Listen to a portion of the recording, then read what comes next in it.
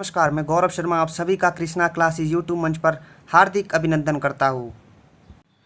हाल ही में आपने सुना होगा कि राज्यसभा की 57 सीटों पर चुनाव प्रक्रिया चली और जिसके नतीजे आ चुके हैं। तो राज्यसभा एक टॉपिक आप सभी की प्रतियोगिता परीक्षाओं के लिए एक महत्वपूर्ण टॉपिक बन जाता है। तो इसके बारे में हम विस्तार पूर्वक चर्चा करेंगे।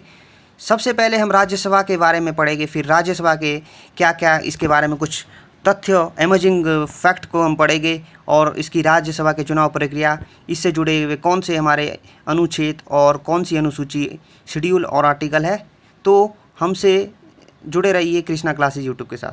तो दोस्तों, सबसे पहले राज्यसभा दोस्तों हमारे जो पार्लियामेंट के 3 पार्ट होते हैं, 3 भाग होते हैं। पहला हो गया आपका राज्यसभा, जिसे अपर हाउस भी कहा जाता है, और सेकंड है आपका लोअर हाउस, लोकसभा। थर्ड है आपका प्रेसिडेंट। पार्लियामेंट 3 भागों से मिलकर बना होता है, राज्यसभा, लोकसभा और प्रेसिडेंट। तो दोस्तों, राज्यसभा अपर चैम्बर है पार्लियामेंट का, और जो ये हाउस है ये not a subject to dissolution, इसे भंग नहीं किया जा सकता है। इसे हाउस ऑफ एल्डर भी कहा जाता है और काउंसिल ऑफ स्टेट भी कहा जाता है। राज्यसभा एक परमानेंट हाउस है और इसे भंग नहीं किया जा सकता है। इसे हाउस ऑफ एल्डर और काउंसिल ऑफ स्टेट के नाम से भी जाना जाता है। सबसे पहले हम चर्चा करेंगे कि राज्यसभा हमारे कैसा इसका ओरिजिन हुआ। राज्यसभा का जो ओरिजिन हुआ दोस्तों, वो सबसे पहले 1919 में ब्रिटिश इंडिया का जो 1919 का जो एक्ट था, उसमें राज्यसभा के बारे में कहा गया था कि एक सेकंड चैम्बर, उस टाइम राज्यसभा को council of state second chamber के नाम से क्रिएट किया गया था। उस टाइम इसका जो राज्यसभा का नाम था वो राज्यसभा नहीं था, उसे सिर्फ काउंसिल ऑफ स्टेट कहा जाता था। ये हम आगे पढ़ेंगे कि राज्यसभा का नाम कब राज्यसभा किया गया। तो इसके बाद जब राज्यसभा 1919 के एक्ट से बनी, तो दोस्तों उस टाइम जो मेंबर थे ज़्यादातर वो नॉमिनेटेड मेंबर थे, जो कि एक काफ़ी डिफ़ॉल्ट वर्जन था।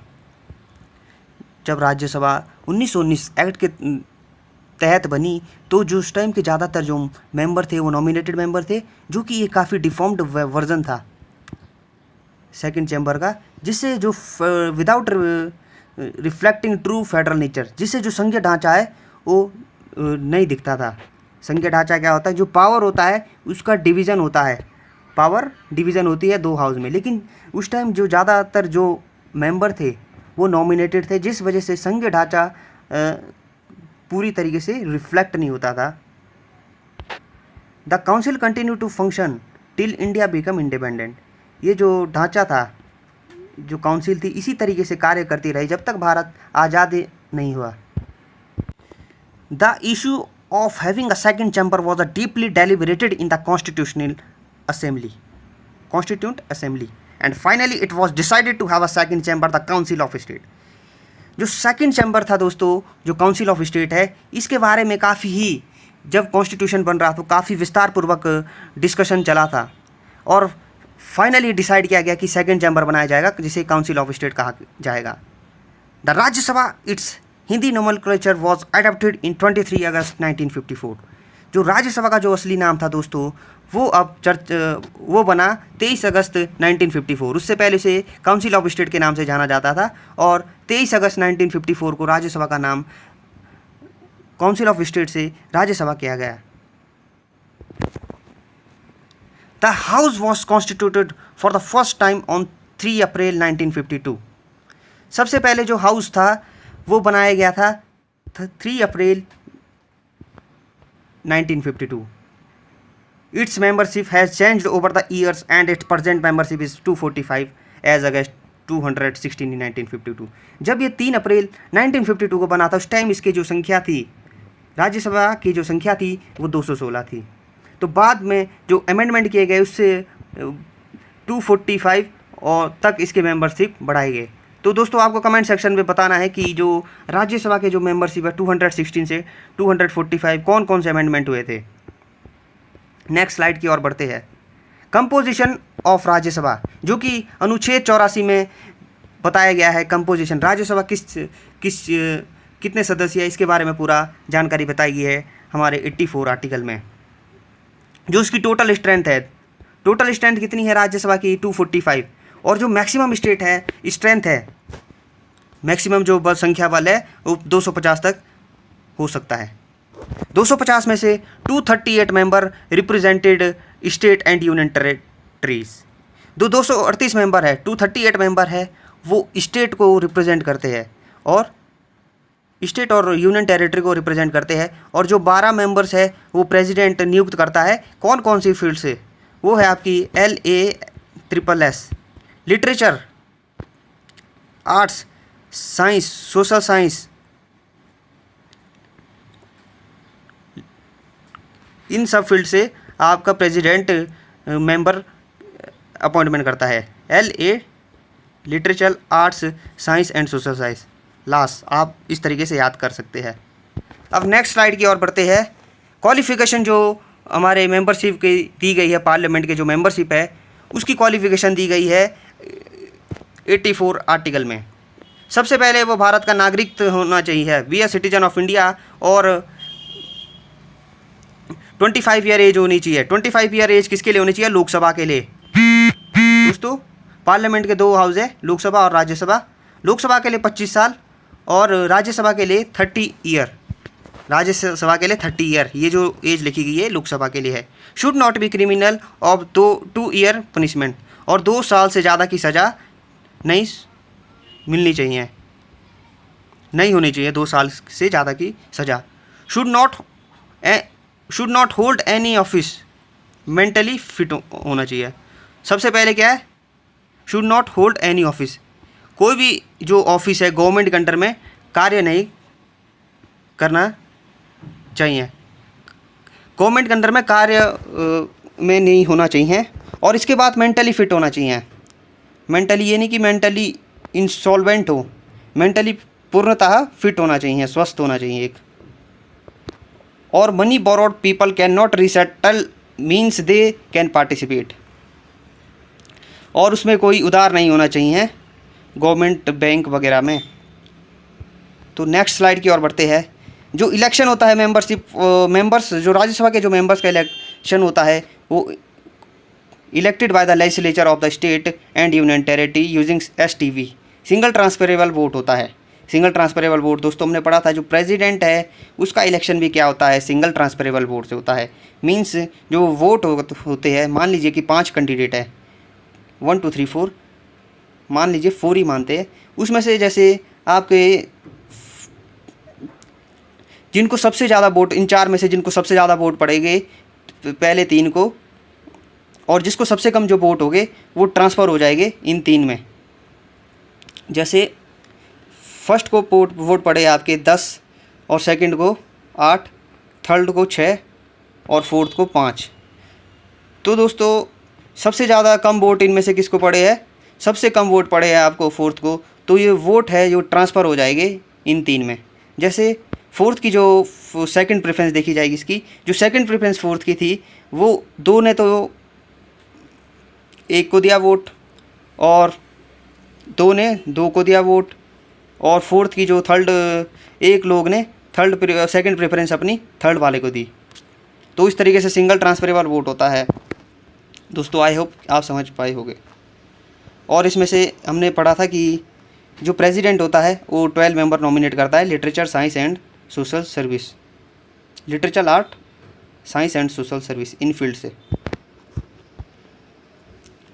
जो कार्यकाल होता है राज्यसभा के मेंबर का वो होता है 6 ईयर, और 1/3 मेंबर रिटायर होते हैं हर साल में। In case of casualty of a member chosen to fill vacancies for remaining tenure of a predecessor, this is given in Representative of People Act 1951।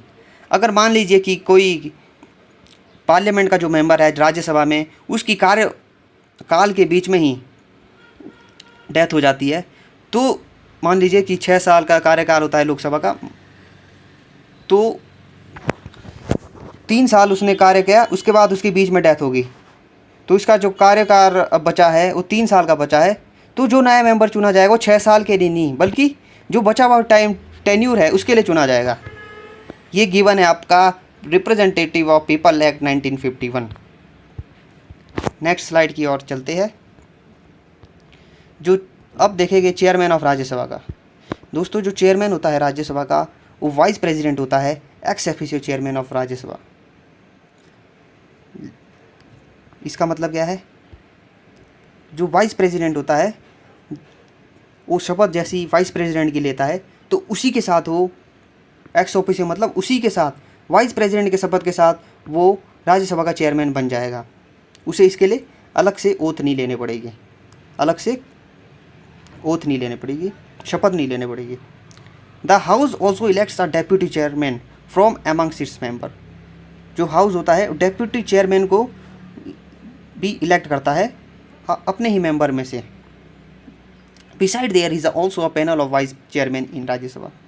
अगर मान लीजिए कि राज्यसभा का जो डेप्यूटी चेयरमैन है वो नहीं आता, तो उस स्थिति से निपटने के लिए एक पैनल बना होता है वाइस चेयरमैन का, जिसमें the senior most member who is the minister of Rajya Sabha is appointed by the prime minister as the leader of house. ये हम बाद में देखेंगे। पहले हम देखते हैं जो वाइस चेयरमैन का जो पैनल होता है उसमें मुख्यतः 10 के करीबन मेंबर इलेक्ट होते हैं। 10 के करीबन मेंबर को लिया जाता है। अगर अगर मान लीजिए कि vice president ex officio chairman Rajya Sabha का नहीं है, तो उस परिस्थिति में जो आपका डेप्यूटी चेयरमैन होगा वो राज्यसभा को प्रिसाइड करेगा, राज्यसभा की अध्यक्षता करेगा। अगर आपका डेप्यूटी चेयरमैन भी नहीं है तो उस परिस्थिति में आपका जो पैनल बना होगा वाइस चेयरमैन का, उसमें लगभग अराउंड 10 मेंबर होते हैं, तो इनमें से मेंबर प्रिसाइड करेगा। 10 में से अगर 8 भी नहीं है तो सातवां मेंबर, 7वां नहीं है तो छठा, इस तरीके से प्रिसाइड करते रहेंगे। इसके बाद the senior most minister who is member of Rajya Sabha is appointed by the prime minister as the leader of house. जो लीडर ऑफ हाउस होता है दोस्तों, वो प्राइम मिनिस्टर, जैसे बीजेपी की सरकार है तो नरेंद्र मोदी जी मान्यवर अपनी ही पार्टी में से कोई सीनियर मोस्ट मेंबर को लीडर ऑफ हाउस नियुक्त करेंगे। सीनियर किस बेस में होगा, जो ज़्यादा बार हाउस का मेंबर बना होगा राज्यसभा का। उम्र में सीनियर नहीं, इलेक्टेड में कितनी बार चुना गए हैं उसमें सीनियर माना जाएगा। एक्सक्लूसिव पावर के बारे में हम चर्चा करेंगे। Members of parliament in the Rajya Sabha enjoy special power and responsibility with regard to making law on any subject in the state law. Rajya Sabha चाहे तो स्टेट लिस्ट के ऊपर लॉ बना सकता है। हमारे 3 सब्जेक्ट होते हैं दोस्तों, 3 सूची। सबसे पहले होती है आपकी यूनियन लिस्ट, संघीय सूची, दूसरी होती है आपकी स्टेट लिस्ट, और थर्ड होती है आपकी कंकरेंट लिस्ट। यूनियन लिस्ट में यूनियन ही सिर्फ कानून बना सकता है, सेंटर ही कानून बना सकता है संघीय सूची में, और स्टेट लिस्ट में राज्य कानून बना सकता है। जैसे कि आपका लैंड, पुलिस, ये स्टेट लिस्ट का सब्जेक्ट है, और यूनियन लिस्ट में आपका डिफेंस, कम्युनिकेशन और फॉरेन अफेयर्स, ये सब आपका यूनियन लिस्ट है। और थर्ड हो गया आपका कंकरेंट लिस्ट, जैसे एजुकेशन है, एजुकेशन आपका कंकरेंट लिस्ट है जिसमें दोनों कानून बना सकते हैं। पर राज्यसभा के पास एक अपनी एक्सक्लूसिव पावर है जिसके थ्रू वो स्टेट लिस्ट के ऊपर सब्जेक्ट बना सकता है, स्टेट लिस्ट के ऊपर कानून बना सकता है। अगर राज्यसभा चाहे तो 2/3 मेजॉरिटी से कोई भी लॉ पास करके वो स्टेट लिस्ट के सब्जेक्ट के ऊपर कानून बना सकता है। सबसे पहले एक्सक्लूसिव पावर आपकी राज्यसभा की ये है। और दूसरी एक्सक्लूसिव पावर की चर्चा करते हैं। दूसरी एक्सक्लूसिव पावर है दोस्तों कि Rajya Sabha can make laws to create service at national level. ये मेकिंग लॉज या can make laws to create service at national level. Rajya Sabha चाहे तो ऑल इंडिया सर्विसेज, जो कि हमारे अनुच्छेद 312 में दिए गए हैं, इसके ऊपर राज्यसभा चाहे तो कोई भी ऑल इंडिया सर्विस बना सकता है। जैसे कि अभी बीच में चर्चा चली थी, कुछ साल पहले की बात है, कि ऑल इंडिया जुडिशियल सर्विसेज बनाई जाएगी। ये ऑल इंडिया जुडिशियल सर्विस कैसे बन सकती है? अगर राज्यसभा चाहे तो ऑल इंडिया सर्विस बना सकते हैं। ये राज्यसभा की एक एक्सक्लूसिव पावर है। अब नेक्स्ट हम देखेंगे दोस्तों काफ़ी ही महत्वपूर्ण राज्यसभा के बारे में कुछ फैक्ट जो आपको काफ़ी ही मज़ेदार फैक्ट है, अच्छे लगेंगे, जो आपको काफ़ी अच्छे लगेंगे, वो फैक्ट मैं आपको बताता हूँ। दोस्तों सबसे पहले है कि राज्यसभा की जो कारपेट है वो रेड की होती कलर में। आपने देखा होगा कि जब राज्यसभा का सेशन टीवी में देखते होगे आप कि जो ये कारपेट है वो रेड कलर की क्यों है। दोस्तों जो राज्यसभा की जो कारपेट है वो हमारे जो फ्रीडम फाइटर है, जिन्होंने अपने हमारी आज़ादी के लिए अपने बलिदान दिया था, उनकी जो रॉयल्टी होती है और उनके बलिदान को शो करती है, उनकी ब्रेवरी, रॉयल्टी और उनके जो सेक्रीफाइस है उसे शो करती है। देखिए जो राज्यसभा की कारपेट है रेड एंड कलर, क्योंकि वो डिनोट करता है royalty and also tells about the sacrifice done by the freedom fighters. जो हमारे स्वतंत्रता सेनानी थे, उन्होंने जो हमारे लिए जो बलिदान दिया था, उसे इस कारण राज्यसभा का जो कारपेट वो रेड है। अब दोस्तों जो लोकसभा है उसका आपने कारपेट देखा होगा, कितना खूबसूरत एक हाउस है। जो इसका कारपेट है वो ग्रीन कलर में क्यों है। दोस्तों जो इसका कारपेट है लोकसभा, काफ़ी खूबसूरत देख सकते हैं आप लोकसभा। इसका जो कारपेट दोस्तों ग्रीन है क्योंकि जो यहाँ के जो नेता आए होते हैं, जो नुमाइंदे आए होते हैं, वो ग्रास रूट लेवल से आए होते हैं, उन्हें चुन के हमने भेजा होता है, उसमें सब ने पार्टिसिपेट करता है। और दूसरा जो इसका जो ग्रीन कलर होने का जो कारण बताया जाता है वो जो हमारा एग्रीकल्चर जो लैंड है उसको शो करता है। देखिए लोकसभा का जो कारपेट है वो ग्रीन है कलर में, which represent that India is an agriculture land and the people have elected from the grass root level. जो यहाँ के नुमाइंदे होते हैं वो आए होते हैं ग्रास रूट लेवल से, इस कारण जो लोकसभा का कलर है वो ग्रीन है। अब दोस्तों हम चर्चा करेंगे जो राज्यसभा की इलेक्शन प्रोसेस, इलेक्शन प्रक्रिया के बारे में, क्योंकि आपने देखा होगा कि हाल ही में आपके 57 सीट में चुनाव हुए थे, जिसके नतीजे आ गए थे 41, तो उसमें से निर्विरोध चुने गए थे। तो दोस्तों अभी हाल ही में आपने देखा होगा कि उत्तराखंड में भी एक सीट खाली थी, और उत्तराखंड में टोटल लोकसभा की सीटें कितनी हैं, 3, जिसमें से 1/3 में से 1 मेंबर क्या हो गए थे, रिटायर हो गए थे इस बार। तो उसके ऊपर चुनाव प्रक्रिया कराई गई थी। तो मैं आपको बताऊंगा कि किस तरीके से राज्यसभा का जो चुनाव होता है किस प्रकार से होता है, विस्तृत में हम चर्चा करते हैं। सबसे पहले आपको राज्यसभा के चुनाव के बारे में आपको पता होना चाहिए कि सबसे ज़्यादा राज्यसभा की सीटें कहाँ पर है। सबसे ज़्यादा जो टॉप 6 में जो राज्यसभा की सीटें हैं, उत्तर प्रदेश, फिर सेकंड नंबर में महाराष्ट्र, उत्तर प्रदेश में 31, महाराष्ट्र में 19 और थर्ड नंबर में तमिलनाडु। आपको कंफ्यूज कर सकता है कि सेकंड नंबर में राज्यसभा की सीटें सबसे ज़्यादा कहाँ पाई जाती है, आप कंफ्यूज हो सकते हैं, तमिलनाडु, वेस्ट बंगाल, बिहार। आपको याद रखना है सबसे ज़्यादा उत्तर प्रदेश, महाराष्ट्र, फिर तमिलनाडु, फिर वेस्ट बंगाल, बिहार और कर्नाटका। और सबसे कम जो राज्यसभा की सीटें हैं वो 11 जो हमारी स्टेट और यूनियन टेरिटरी है, उसमें एक यूनियन टेरिटरी की सीट है। एक तो नॉर्थ ईस्ट वाली और दूसरी आपका दिल्ली और पुडुचेरी, यहाँ सब जगह का कितनी सीटें हैं, एक राज्यसभा सीटें हैं। तो दोस्तों अब हम चुनाव के बारे में भी डिस्कशन करते हैं। ये देखिए जो चुनाव का फॉर्मूला होता है राज्यसभा में, जो चुनाव होता है उसका जो फॉर्मूला होता है, required votes equal to total number of MLAs upon number of vacancy +1 मैं आपको उदाहरण देता हूँ अपने राज्य उत्तराखंड का। उत्तराखंड में जो टोटल नंबर ऑफ MLA है कितने हैं, 70, और वैकेंट सीट कितनी है आपकी, 1 सीट वैकेंट है। जिसके बारे में आपने सुना होगा कि अभी कल्पना जो सैनी थे उन्हें राज्यसभा की सीट बीजेपी ने दी और वो चुनाव जीत के आ गए थे। तो मैं बताऊंगा कि किस प्रकार से वो चुनाव जीते और निर्विरोध चुनाव जीते। कांग्रेस ने ऐसा क्यों किया कि उन्होंने अपना उम्मीदवार ही खड़ा नहीं कर पाए, क्योंकि उन्हें पता था कि चुनाव जीतने की संभावना है वो बिल्कुल 0 है। क्योंकि राज्यसभा में जो उत्तराखंड में जो मेंबर ऑफ लेजिस्लेटिव असेंबली है, जो विधायक थे, वो बीजेपी के पास पूरी 2/3 मेजोरिटी थी, जिस कारण से कांग्रेस ने अपने उम्मीदवार राज्यसभा चुनाव में उत्तराखंड में नहीं उतारा। तो देखिए दोस्तों, उत्तराखंड में जो टोटल एमएलए है वो है 70। तो कितना वोट चाहिए कल्पना सैनी को जीतने के लिए? सबसे पहले टोटल एमएलए कितने हैं? 70। और वैकेंसी कितनी है? 1। और 1+1 कितना हो गया है?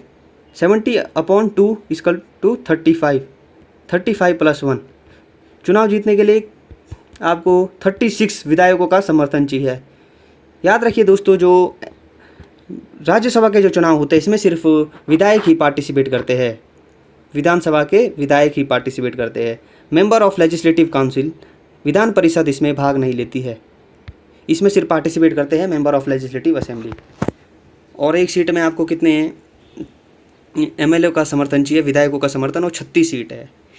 और जो कांग्रेस के पास जो उत्तराखंड में सीटें हैं वो मात्र आपके अराउंड 15-17। कांग्रेस के पास है 19 सीटें, और जो बीजेपी के पास है 47 सीटें हैं, और 4 है आपके इंडिपेंडेंस। जिस कारण कांग्रेस को पता था कि उनकी हार निश्चित है राज्यसभा चुनाव में, जिस कारण उन्होंने अपना कोई भी उम्मीदवार नहीं उतारा।